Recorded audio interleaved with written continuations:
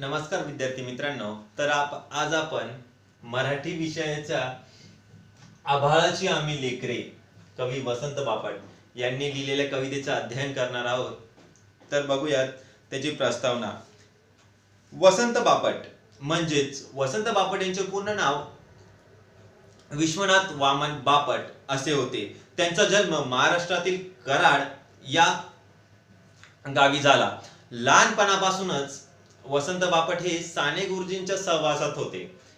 त्यांचा जन्म 22 जुलै 1922 रोजी झाला, तर मृत्यू 17 सप्टेंबर 2002 रोजी झाला.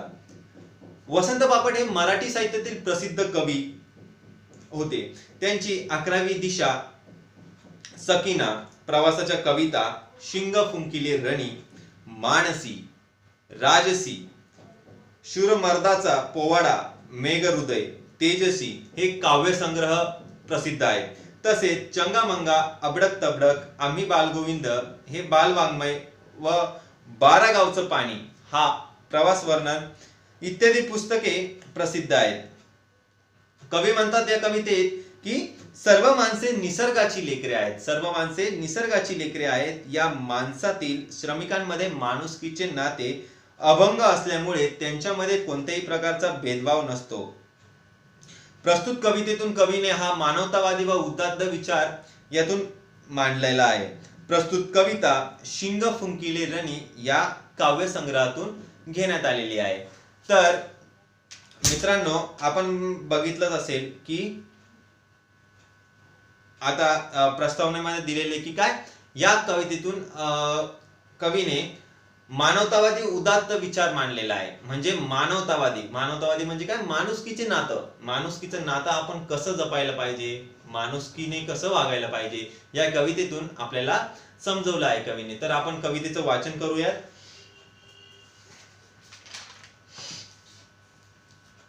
प्रथमतः मी कविता तुम्हाला गाऊन एका चालीत लावून चालीत म्हणून दाखवतो, जेणेकरून तुम्हाला समजायला व आठवणीत ठेवायला ही कविता सोपी जाईल व तुमची या चालीने म्हटल्यावर ही कविता तुमची ही लवकरात लवकर पाठ होईल हा माझा विश्वास आहे. या कवितेची चाल मी ऐरणीच्या देवा तुला या गाण्याच्या चालीवरनं घेतली आहे. तर आपण बघूयात, मी तुम्हाला म्हणून दाखवतो. आभाळाची आम्ही लेकरे, काळी माती आई, जात वेगळी नाही आम्हा, धर्म वेगळा नाही, जात वेगळी नाही आम्हा, धर्म वेगळा नाही. श्रमगंगेच्या तीरावरती कष्टकऱ्यांची आमची वस्ती, नाव वेगळे नाही आम्हा, गाव वेगळा नाही. इमान आम्हा एकच ठावे, गाम गाळूनी काम करावे, कर्म वेगळे नाही आम्हा, मार्ग वेगळा नाही. माणुसकीचे अभंग नाते, आम्हीच आमुचे भाग्य विधाते, पंत वेगळा नाही आम्हा, संत वेगळा नाही. कोटी कोटी ये बळकट भाऊ, जगन्नाथ रथ उडून नेऊ, आस वेगळी नाही आम्हा, ध्यास वेगळा नाही. आभाळाची आम्ही लेकरे, काळी माती आई, जात वेगळी नाही आम्हा, धर्म वेगळा नाही, जात वेगळी नाही आम्हा, धर्म वेगळा नाही. तुम्हाला सर्वांनाच ही कवितेची चाल आवडलीच असेल. आता तर आपण कवितेचं संपूर्ण स्पष्टीकरण या ठिकाणी बघणार आहोत. तर पहिल्या कडव्यावर आपली नजर जाऊ देत. आभाळाची आम्ही लेकरे, काळी माती आई, जात वेगळी नाही आम्हा, धर्म वेगळा नाही. तर कवी या कवितेत म्हणतात की आभाळाची आम्ही लेकरे म्हणजे काय, बाळ किंवा मुले. पाऊस पाडणाऱ्या त्या आभाळाची आम्ही लेकरे आहोत. पाऊस जिथून पडतो ते म्हणजे आभाळ. हे संपूर्ण आभाळ आमचा पिता आहे, तर संपूर्ण जमीन, काळी माती ही आमची आई आहे. माती आमची आई समान आहे. पिके देणारी काळी माती ही आमची आई समान आहे. आभाळ आमचा पिता, तर धरणी आमची माता आहे असं कवी म्हणतात. आणि आम्ही निसर्गाची बाळे आहोत. आम्ही या निसर्गाची बाळे आहोत. शेवटच्या 2 लाईनी बघा. जात वेगळी नाही आम्हा, धर्म वेगळा नाही. आम्ही निसर्गाची बाळे आहोत, याशिवाय आमचा कोणता धर्मही नाही आणि कोणती जातही नाही.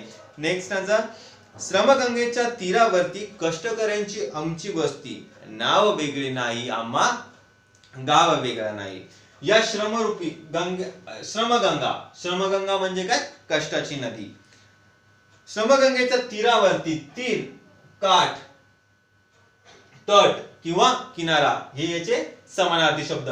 तीरचे काठ, तट, किनारा हे कोणाचे समानार्थी शब्द आहे? तीरचे. तीर म्हणजे काय? किनारा. नदीचा किनारा, समुद्राचा किनारा म्हणजे तीर. ओके. तर कवी म्हणतात की या श्रमरूपी गंगेच्या काठावरती आमच्या कष्टकऱ्यांची वस्ती असते.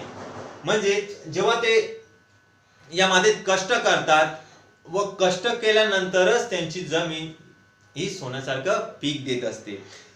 हे कष्ट आम्हाला गंगेसारखं पवित्र आहे. कवी म्हणतात की शेतकरी, आता आपण उदाहरणार्थ घेऊ शेतकरी काळ्या मातीत कोण राबतो? तर शेतकरी, फार्मर. तर शेतकरी जेव्हा या शेतीत कष्ट करत राहतो, या काळ्या मातीत कष्ट करत राहतो, तेव्हा ते कष्ट त्याला गंगेसारखं पवित्र वाटतं. आपल्याला माहिती की आपल्या समाजामध्ये गंगा नदी ही किती पवित्र स्थानी मानली जाते आणि त्याच पवित्र स्थानी शेतकरी हा त्याचे कष्ट समजत असतो. आम्ही सर्व या मातीचे सेवक आहोत, कष्टकरी आहोत. म्हणजे ज्या मातीत आपण जन्म घेतला त्याच मातीत ते काय करतायत? कष्ट करतायत. आणि आम्ही त्याच मातीचे कष्टकरी आहोत, सेवेकरी आहोत असं ते कवी आपल्याला सांगतात. याशिवाय आम्हाला दुसरं नावही नाही आणि दुसरं गावही नाही, फक्त कष्ट करणे हाच एक आमचं कर्तव्य आहे. तिसरं कडवं बघा. इमान आम्हा एकच ठावे, घाम गाळूनी काम करावे, कर्म वेगळे नाही आम्हा मार्ग वेगळा नाही. आता इमान आम्हा एकच ठावे. इमान म्हणजे काय? तर प्रामाणिकपणा, लॉयल्टी. इमान आम्हा एकच ठावे, घाम गाळूनी काम करावे. म्हणजे आमचा घाम गाळून आम्ही घाम गाळून प्रामाणिकपणे काम करणे. आम्ही घाम गाळून प्रामाणिकपणे काम करत राहणे त्या काळ्या मातीत, त्या शेतीत. तेच आमचं काय आहे? तेच आमचा इमान आहे, तोच आमचा प्रामाणिकपणा आहे. आम्ही प्रामाणिकपणे त्या शेतीत कष्ट करणार एवढंच आम्हाला माहित आहे. त्याशिवाय आमचं कर्मही वेगळं नाही आणि आमचा मार्गही वेगळा नाही. म्हणजे आम्हाला कोणता दुसरा मार्ग पण नाही. कष्ट करण्या व्यतिरिक्त दुसरा रस्ता आमच्याकडे नाहीये असं कवी सांगतात आपल्याला. तर इमानाने कष्ट करणे, प्रामाणिकपणाने कष्ट करणे एवढंच आम्हाला ठाऊक असतं. नेक्स्ट बघा. माणुसकीचे अभंग नाते, आम्हीच आमुचे भाग्य विधाते, पंथ वेगळा नाही आम्हा संत वेगळा नाही. म्हणजे इथं काय म्हणतात आता कवी? अभंग नाते. अभंग म्हणजे काय? न बघणारे. विद्यार्थी मित्रांनो, तुम्हाला अभंग हा एक कवितेतला प्रकार वाटला असेल. म्हणजे जसं की संत एकनाथ, संत नामदेव, संत ज्ञानेश्वर, संत तुकाराम अशा अनेक संत कवींनी त्यांच्या रचना अभंगामध्ये मांडल्या. त्यांच्या रचना या अभंग रूपात मांडलेल्या आहेत. पण तो अभंग वेगळा, तो अभंग कवितेतला. इथे अभंगाचा अर्थ असा आलाय की न बंगणारे. तिथे काय म्हटलेलं आहे? माणुसकीचे अभंग नाते, अभंग न बंगणारे, एकत्रित, एकसंग. ओके. तर माणुसकीचे अभंग नाते, आम्हीच आमचे भाग्य विधाते. आम्ही मानवतेचे अतूट नाते या ठिकाणी जपणार आहोत असं कवी म्हणतात. की काय? जे कष्टकरी, जे शेतकरी आहे, जे त्या काळामध्ये कष्ट करतायत, ते काय म्हणतायत की माणुसकीचं नातं आम्ही अतूट जपणार आहोत. आणि याशिवाय पंथ वेगळा नाही आम्हा संत वेगळा नाही.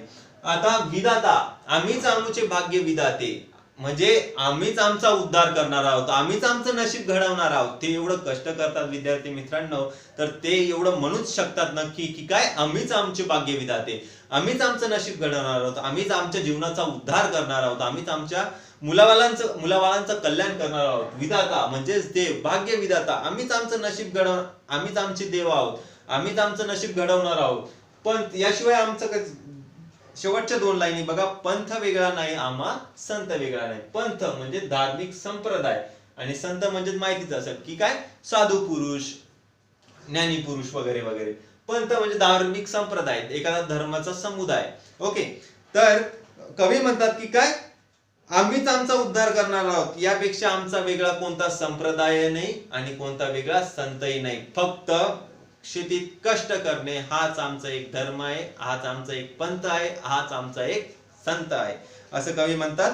आता शेवटच्या लाईनीकडे शेवटच्या कडव्याकडे वळूयात आपण. तर बघूयात विद्यार्थी मित्रांनो, कोटी कोटी ये बळकट बाहू जगन्नाथ रथ ओढून नेऊ आस वेगळी नाही आम्हा ध्यास वेगळा नाही. म्हणजे या कवितेत कवी म्हणतात, या कडव्यामध्ये कवी आपणास सांगतायत की काय, कोटी कोटी ये बळकट बाहू, बाहू बाहू म्हणजे काय, भुजा किंवा हात. कोटी कोटी ये बळकट बाहू जगन्नाथ रथ ओढून नेऊ. जगन्नाथ रथ म्हणजे काय बाळांनो, तर एक सामाजिक काम. जगन्नाथ रथ म्हणजे काय, एखादं चांगलं सामाजिक काम. म्हणजे या कोट्यवधी भारतीयांच्या मजबूत हातांनी हे नव समाज निर्मितीचा ध्यास घेतला आहे यांनी. म्हणजे नव समाज निर्मिती उदयास आणण्यासाठी या मजबूत हातांनी हा जगन्नाथ रथ दूरवर ओढून नेण्यासाठी हे प्रयत्न करणार आहेत. या वेगळी आमची कोणतीच इच्छा नाही व कोणतीच आसही नाही. आता आस म्हणजे काय, इच्छा, आणि ध्यास म्हणजे प्रबळ इच्छा. इच्छा म्हणजे डिझायर आणि ध्यास प्रबळ इच्छा म्हणजे इंटेन्स डिझायर आणि इंटेन्स डिझायर या दोघांमध्ये थोडासा फरक आहे, इच्छा आणि प्रबळ इच्छा. शेवटच्या 2 लाईनी बघा विद्यार्थी मित्रांनो, आस वेगळी नाही आम्हा ध्यास वेगळा नाही. म्हणजे या कोट्यवधी भारतीयांच्या मजबूत हातांनी मिळून, म्हणजे सर्व भारतीय कोट्यवधी, आता आपल्या देशाची जनता सुमारे 130 कोटीच्या घरात आहे. म्हणजे या कोट्यवधी जनतेच्या मजबूत हातांनी या सामाजिक कार्याचा हा रथ, जगन्नाथाचा रथ, हा सामाजिक कार्याचा रथ हा आम्ही दूरवर ओढून नेणार आहोत. दूरवर ओढून नेण्यासाठी सक्षम आहोत, तेवढी आमची ताकद आहे. आणि या वेगळी आमची कोणतीच इच्छा नाही व कोणताच ध्यासही नाही. फक्त एकजुटीने सामाजिक कार्य करणे हेच आमचे परम कर्तव्य आहे, हेच आमचं धर्म आहे. आणि अशा प्रकारे कवी वसंत बापट यांनी आपल्याला या कवितेतून खूपच छान मानवतावादी व उदात्त विचार या ठिकाणी सांगितला आहे. आणि या कवितेतून आपण एकच लक्षात घ्यायला हवं विद्यार्थी मित्रांनो, की काय, एकजुटीने काम करायचं, माणुसकी विसरायची नाही. माणुसकीला नेहमीच वर्षस्थानावर, आपल्या जीवनात नेहमीच वर्षस्थानावर ठेवायचं. म्हणजेच माणुसकीचं नातं हे अतूटपणे जपा. कारण आजकाल पैसा येत नाही, पण माणुसकी ही कामाला येत असते. आजच्या या जगात, या स्थितीमध्ये आपणास तर चांगलंच कळलं असेल की आज फक्त किंमत राहिली ती फक्त माणुसकीच्या त्या नात्याची. पैसा कामाला येत नाही विद्यार्थी मित्रांनो, संपत्ती कामाला येत नाही, ओळख पाळख वशिला कामाला येत नाही, पण माणुसकीचं नातं या ठिकाणी कामाला आलं. बरोबर की नाही? या स्थितीत आपण अनुभवलंच असेल की माणुसकीला काय किंमत आहे. म्हणूनच कवीने या कवितेतून माणुसकी जपण्याचा संदेश या ठिकाणी दिला आहे. आणि अजून एक सांगावं असं वाटतं या कवितेच्या माध्यमातून की आपण शेतकऱ्यांना मान सन्मान द्यायला हवा, शेतकऱ्यांची आपण पूजा करायला हवी. कारण तो कष्ट करून त्या रात्रंदिवस त्या काळ्या मातीत राबून आपल्याला खायला देत आहे, आपल्याला अन्नधान्य देत आहे. म्हणूनच आपण त्या शेतकऱ्यांचा योग्य तो सन्मान करायला हवा, आपल्या जीवनात योग्य तो मान सन्मान त्यांना द्यायला हवा, शेतकऱ्यांची पूजा करायला हवी, शेतकऱ्यांना एक वेगळा रिस्पेक्ट आपल्या जीवनात द्यायला हवा. हेच मला या कवितेच्या माध्यमातून सांगावं असं वाटतं विद्यार्थी मित्रांनो. आणि एवढं सांगून ही कविता आपल्याला समजलीच असेल अशी ग्वाही करतो आणि थांबतो. धन्यवाद.